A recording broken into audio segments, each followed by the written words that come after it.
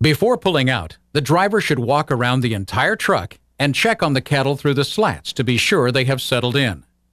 The tailgate must be secured and all the paperwork verified and transferred before driving away. During transit, the driver is officially in charge of the cattle and responsible for their well-being. Check the weather forecast, not just from the starting point or the final destination, but all along the route. Likewise, check for possible road conditions or construction issues that could slow down the trip. Alternate routes should be planned in advance. During summer, don't stop in the heat of the day, as that would affect conditions in the truck and cause rising temperatures with no airflow. In fact, traveling in the early morning or at night in the summer is best for the cattle.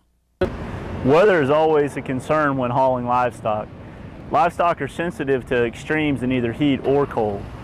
When considering hot weather conditions, we can use the Livestock Weather Safety Index, which is available through USDA. That index is a combination of relative humidity and air temperature and describes conditions which might become dangerous or potentially lethal to livestock during hauling. If we take a look at the Livestock Weather Safety Index, we can see that even at air temperatures as low as 85 to 86 degrees Fahrenheit, if high relative humidity exists, somewhere above 90% for example, we are either in the danger zone or approaching the emergency zone in terms of safety for livestock.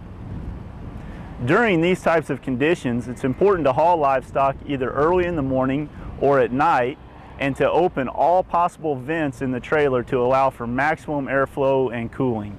It's also very important in these conditions not to stop and allow the livestock to sit in a stopped truck so that heat loads become excessive. In the cold months, care should be taken to keep the cattle warm.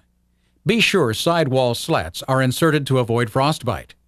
Traveling in the daylight hours takes advantage of the warmest part of the day.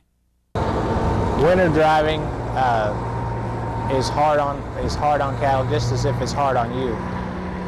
What I suggest to all the drivers that we have out here in the middle of the winter, make sure you have all the necessary equipment that you need for winter driving. Make sure that your floors and your trailer is clean. One of the big issues that we have at National Carriers in the winter time is that we have a buildup of liquid in our trailers, and it makes it very slippery for the cattle. We want to wash out the trailers a lot more often in the winter time to keep the cows from sliding and slipping in their trailers. That'll cause a broke leg or bruises to the cow. So in the winter time, make sure you always have clean equipment and your equipment is in good working order.